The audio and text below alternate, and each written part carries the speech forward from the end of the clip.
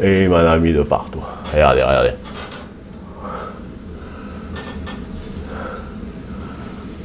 Et voilà ce qu'on sort. Hey, bonjour la DJ Family. Toi qui tombes sur ma chaîne par hasard, je te souhaite la bienvenue. Et toi qui es abonné, je te fais ton petit coucou. Alors, vous avez vu le nid d'oiseau là que j'ai sorti du tuyau? Voilà. Il faut savoir que au début, la chaudière me donnait un code panne. Alors je suis allé directement à ce que je savais de ce code panne et c'était pas ça le problème. Le problème venait par la suite, je l'ai découvert en cherchant, de ce fameux nid d'oiseau que j'ai eu dans la chaudière. Donc je vais vous laisser découvrir la vidéo et je vous la lance tout de suite. Allez, ok, c'est parti. Bon ben, nous voilà arrivés devant la bécane. Alors, bécane, on a un autocollant qui nous dit tout. Théma F25E-B. Comme ça, vous avez la bonne référence. Et on a le code qui s'affiche, c'est le F2. Je vais vous faire voir de plus près. Code F2, je suppose que vous le voyez. On verra ça au montage. Donc, code F2, en général, c'est pas grand chose. Ok? Ce que je vais faire, je vais démonter le capot et je vais vous montrer la réparation. Alors, on prend un jeu de tournevis. Moi, j'ai un jeu comme ça, là. Ouais, de la marque Vera. Et on démonte. Il y a une vis ici et une vis ici. On les démonte. Voilà. Et voilà. Et pour enlever le capot, ben, rien de très compliqué. Hein. Vous basculez l'arrière et vous levez un tout petit peu et ça sort. Quand on a enlevé le capot, après, il faut enlever la façade de la ventouse. Alors, pareil, deux petites vis, une ici et une là. Et on fait la même chose là et on lève un petit peu et voilà. Alors, ce qui va nous embêter, quand vous êtes sur la chaudière, c'est sur le tuyau de droite. On a une espèce de petite connexion ici. Donc, je vais essayer de l'enlever sans... Non, vous savez quoi? On va prendre de la place. On va enlever le côté. Comme ça, ça sera plus pratique pour tout le monde. Alors, j'ai une vis ici et une vis là-haut. Donc, une là et une là-haut. Voilà. Et ici, on a une espèce de cordon qui nous tient le tableau, comme ça. D'accord? Donc, soit vous l'enlevez ici, et on le fait passer dans le trou. Voilà. Et ce qui nous permet de... Voilà. Et de démonter le côté. Alors, au lieu de mettre la caméra là-bas, que j'ai pas de place, je vais prendre la pièce et je vais la mettre face à nous. Et comme ça, on va pouvoir travailler dessus. Donc, avant de prendre la pièce, je coupe le courant. Et à cet endroit, je viens déclipper cette pièce. Ok? Regardez. Je vais la déclipper complet. Et c'est ce qu'on appelle une surchauffe. Allez, lâche-moi. Ah, attendez, je vais prendre des pinces. Bougez pas. Je prends des pinces. Je veux la déclipper pour vous faire voir de plus près. Voilà pour un. Et voilà pour deux. Et là, regardez. On a une petite languette entre les deux trucs. D'accord? Et c'est cette languette, c'est ni plus ni moins que on pourrait dire, vous savez, comme sur les tableaux électriques, les micro-disjoncteurs. Voilà. Et donc, on appuie dessus. Je vais appuyer dessus en espérant avoir le bruit.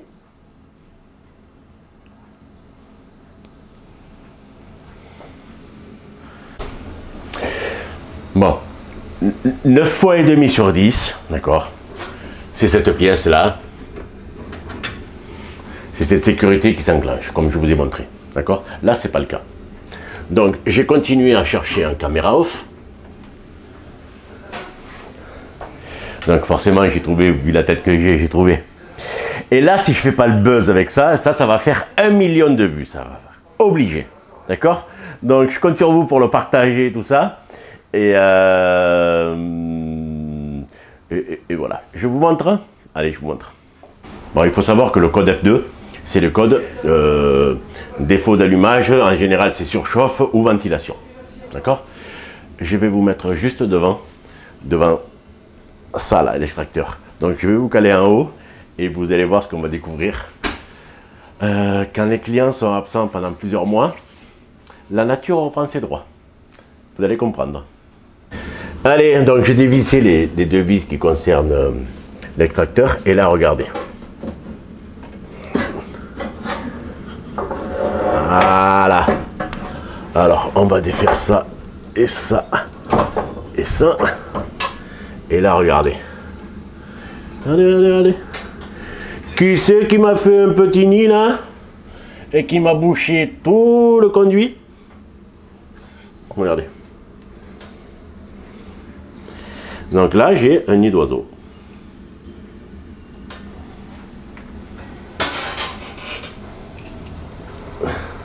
Et donc, qu'est-ce qui se passe? Ce qui se passe, c'est que l'extracteur ne se fait plus. Voilà. Donc forcément, je vais continuer de le nettoyer tranquillement. C'est génial.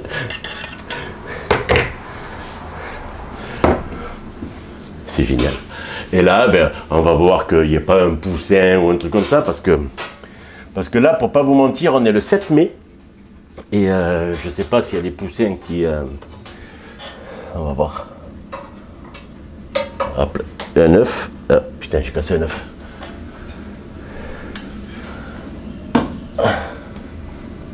Voilà. Et des plumes et des machins.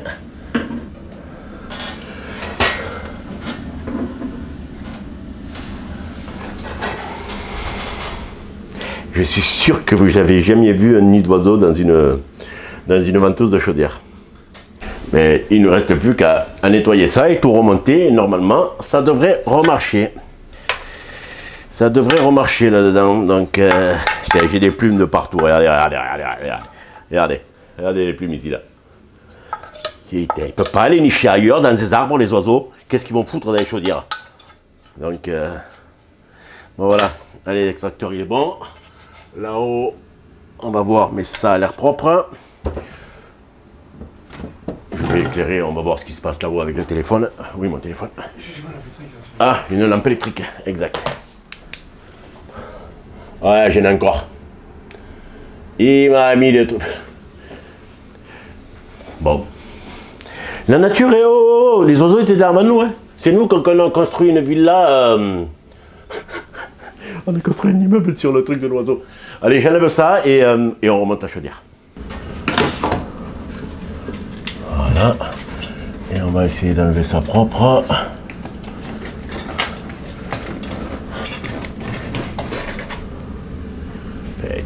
Il m'a rempli le tuyau, ton forêt là. Il m'a rempli le tuyau. Regardez. Allez, je vous tourne un peu. Regardez. Il m'a rempli le tuyau.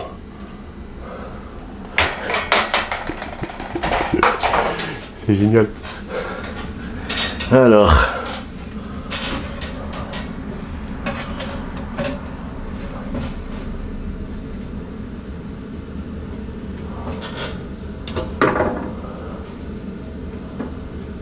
Et il m'en a mis de partout. Regardez, regardez.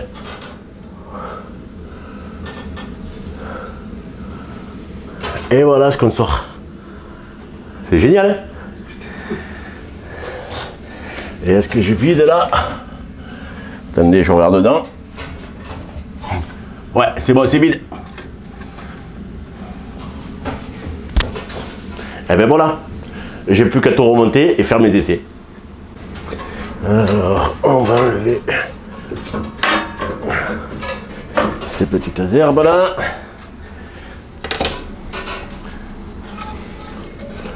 On va rebrancher ça.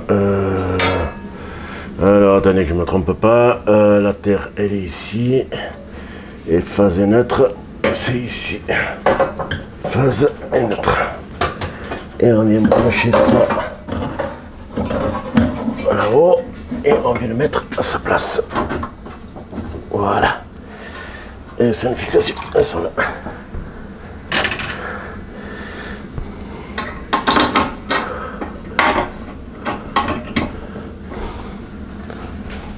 moins.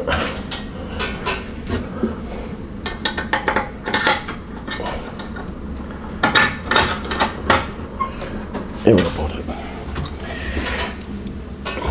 Bon, j'espère que vous allez me dire en commentaire. Il n'y avait pas l'oiseau, hein? J'ai tué personne, hein? Donc, par contre, il y avait un petit œuf. Alors, bon, je sais ce que j'ai rebranché. Je vais faire un test pour voir si ça s'allume. Et si ça s'allume, c'est l'extracteur, il marche bien. Allez, vas-y. Donc, je l'ai mis en position chauffage. Et là, voilà. Ok? Un oiseau. Allez, je termine de remonter ça et on va faire la conclusion de cette vidéo. Je vais mettre ma façade, je vais mettre mon côté, je vais tout rebrancher. Et on va rigoler un peu à la fin. Allez, à tout à l'heure. Voilà. Le côté ici.